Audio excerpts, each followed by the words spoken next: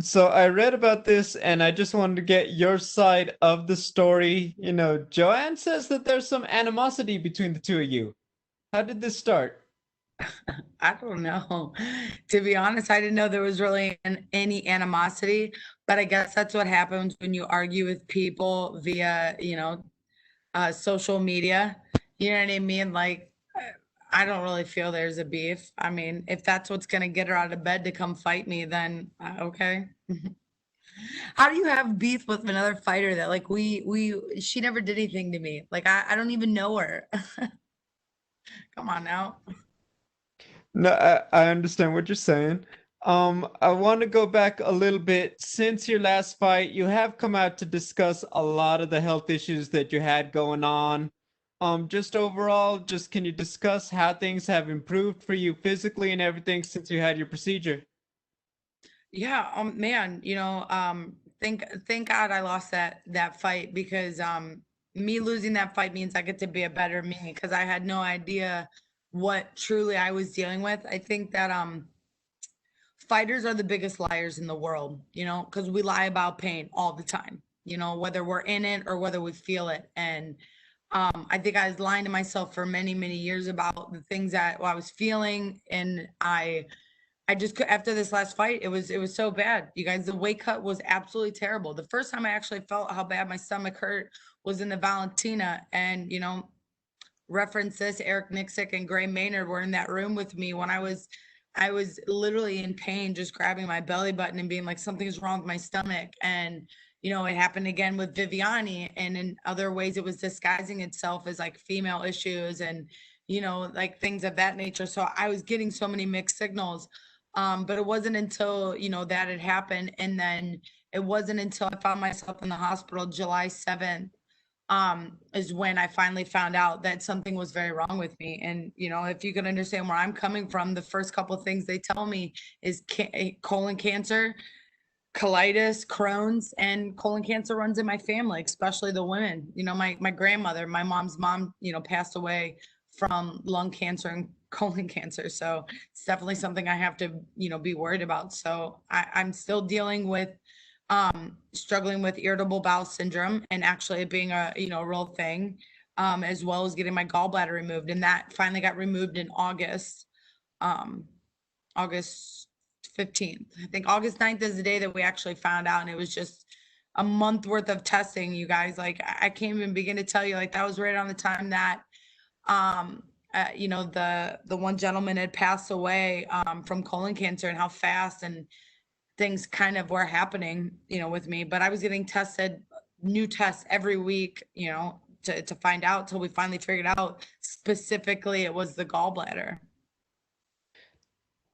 I know that this may seem like an odd question because obviously the fight is the most important and winning. I know that there's been a lot of fighters who have come out and said a lot about, a lot of criticism, holding the curtain and all this and criticizing your weight cut. What is the most motivating factor for you going into this one? Is it getting that W or is it also proving, you're okay on the scale? It was health issues, it wasn't lack of discipline. Proving that point to It was, everybody. and see, that's how disgusting we've treated each other as human beings. We instantly, instead of asking somebody who has a track record of making weight every time, nobody turned around. Not fellow fighters, not anybody came out to me and was like, man, Jessica, is something wrong? Like, we've never seen you do that. So instead, other fighters, like I heard the way Paul Felder talked about me on the fight, and like how people said things about me. Like, nobody reached out to say, hey, dude, maybe we could help you. Is there something going on? Do you need a doctor? Let's talk about it. Let's do some assessing. And the PI, they were stumped. The UFC PI was absolutely stumped. I had to leave them and go to other people because they could not figure out what was going on with me. So I think by nature, all that I can say in this particular situation is everybody can stop and wait to see what happens on weigh-in day, and to give me a chance. Like, again, like, why are we always about putting people down, especially in this sport? If people aren't making weight, there's problems, right? And it's not a discipline thing. And especially going into my 14th UFC fight, I've got over 10 fights and I never miss weight. It's never happened. but instead we just, we push people down and we bully and we treat people, bad. So, I mean, it is what it is. I know what was going on. I fixed the problem, because when it boils down to it, if I don't fix the problem, no one will. And no one's going to support me to do it. So, in that kind of, point in case, that's why I'm here with my coaches that, are more like friends. And I can even say that they're friends that have the ability to take me to the next level, because I need that in my life. And we need that. I appreciate your honesty. Thank you. My final question, just how do you feel you match up with JoJo stylistically, and how does this fight go? Well, I feel like I'm a terrible matchup for JoJo, right? Because she's gonna think I'm just gonna wrestle her, because I always talk about wrestling all the time, but isn't kicking her game. So I'd like to see her stop a double leg if she tries to kick me. So I mean, and then if she's not kicking me, I'm punching her. So I guess like it's a lose-lose situation for her, no matter what happens, and no matter where the fight goes, I'm ready to take it all on. Thank you, Jessica. Good luck. Thank you. We'll go next to Ken Rodney with TSN. Your line is open. Hey, Jessica, thanks for the time. I'm just wondering, now that you've put those health issues behind you, how different this camp felt compared to the ones that you had before your last two fights. Do you feel like you're a lot better prepared? Like, do you feel a difference? And also, if I can ask you, I had a dead organ. I had a dead organ in my body. Like, I don't want to sound like a jerk, because like when I say it, like a dead organ that you were born with, that is a full functioning thing. People die from gallbladder cancer. People die from pancreatic cancer. People die from spleen issues, from appendix bursting. I had a dead gallbladder. I was so fortunate that in that time my gallbladder did not explode or even poison me any worse. So yeah, I feel like a new person. I feel energetic. I mean, I feel good now that I understand foods. I've been allergic to eggs and dairy my entire life. Unfortunately, maybe just the way that my dad was growing up, and I never got tested for it. And I think that by now we've realized that food and things have changed, that I've come to find out I have been allergic my whole life. I should have known too, even in this last weight cut, when the UFC, when we had talked about my dieting and they had gave me eggs, I was just profusely vomiting the entire week. The eggs. So yeah, it's crazy to think about that. And I think that we don't take enough credit that I can't train my gallbladder. I can't train my lungs. I can't do these things to physically take the abuse that I'm forcing it to take. So, I don't know if it's fight related or if it was nutrition related, but all I know is that I don't have it, and that I'm thankful I got it out of me, and I'm not living with that pain anymore. so with that behind you, obviously your goal is to get back to another title shot and then get yourself that gold. What kind of perspective do those health problems add to the goal of trying to get back to the top of the division? It's everything's different now. You know what I mean? Like, I'm different now. I'm excited to go back to weight cutting. I'm excited to do this. I mean, everything is different that way. Obviously getting to the UFC gold is what every fighter wants. And they'd be lying if they didn't say that. But there's levels to leveling, right? So you have one level and then you keep continuously reaching each one. And this first level is the first level of business was getting my health taken care of, and my nutrition. And then next is, winning a fight. And then from there, now maintaining and then going into the next fight. So, I obviously have some work to do, and I've got time and health on my side. So, I mean, whatever we have to do to get me there, I'll do. All right, I wish you good health. Thanks for your time. Thanks a lot. Thanks. And we'll take our final questions from Damon Martin with MMA Fighting. Your line is open. Hey, Jess. On the gallbladder question, but I'm curious, when you finally got a diagnosis, did they give you a time? Like, did they give you a sense like how long it actually had been like causing you problems? Because I'm sure this is going back a while. Like, did they give you an idea how long your gallbladder has actually been giving you issues? So it usually takes a couple of years. They said it takes a couple of years for the gallbladder to fully die. So most people get their gallbladder, and it's actually more common in women than it is in men. But it does happen with men.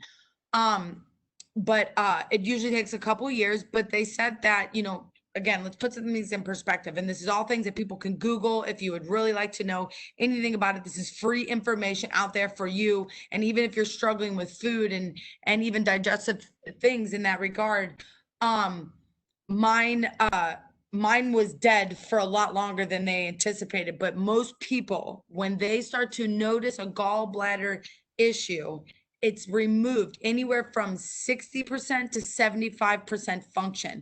That means 75% of it is functioning. I had a 9% functioning gallbladder.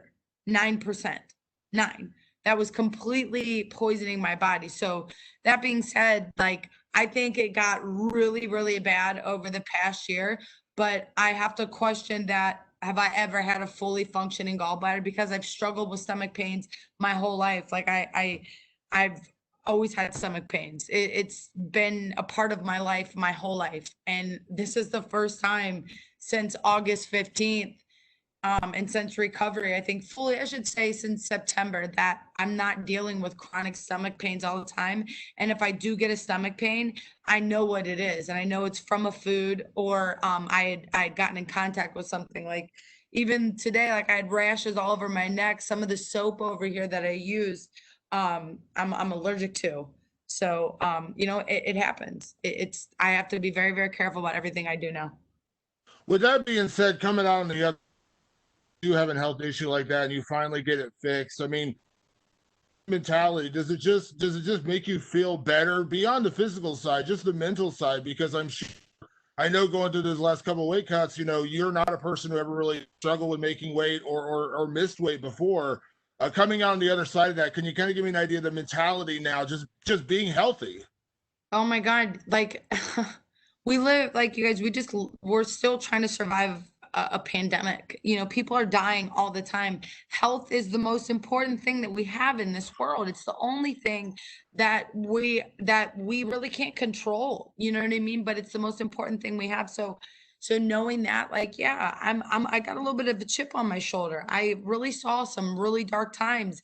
I felt really, really bad. That I don't think that when you think you're a survivor, like I was a survivor of abuse and stuff like that, but to go through something so traumatic like that, to have an organ removed from my body, like there's definitely been some things that I've had to deal with in that way to like really like overcome it, to the fact that like I feel very, very powerful, and I feel like I have a whole new control of my body, a whole new control of my brain. I'm not dealing with brain fog all the time and constant confusion because I'm being poisoned. So yeah, I can't wait for all that. I definitely have a chip on my shoulder because I was dealing with something that I tried to hide. And I've said it now a couple of times. Fighters are the biggest liars in the world. We lie about pain all the time, like all the time on a daily basis. And I don't have to lie about pain. Like I don't have to lie about it. Like I'm not hurting. I have no injuries. Like I have no excuse. So Jojo, if you beat me because you're the better person. There's no health issues right now. I'm happy. My body's probably the best it's ever been in my entire 34 years of my life. And, I'm getting ready to, do the best job in the world. Going back, you mentioned, in a way you were actually happy the last fight happened because afterwards you were able to actually diagnose what went wrong and get things fixed. But coming out of that fight and then facing a fighter like Jojo, in terms of your career, in terms of your place in the flyweight division, because obviously the end goal is to get back to the title, but I'm sure you want to show, again, taking nothing away from Cynthia or any of your past opponents, but this is the real Just Guy. Again, like, we can sit here and we can talk about it all day long, right? And I mean, I think the proof is in the pudding. My career has been like this, right? I've given you nothing far short of entertainment, and I've been undyingly myself, and I've grown up in this sport for many years, going into my 14th fight. So like, I know that I'm gonna get the best JoJo because she doesn't like me, but she's gonna get the best physically, you know, Jessica that this sport might have ever seen, that I've ever seen. And I feel it. I mean, we're going into this weight cut and going into all these things that, you know, there won't be much of a weight cut. My body will be dialed in and ready to perform.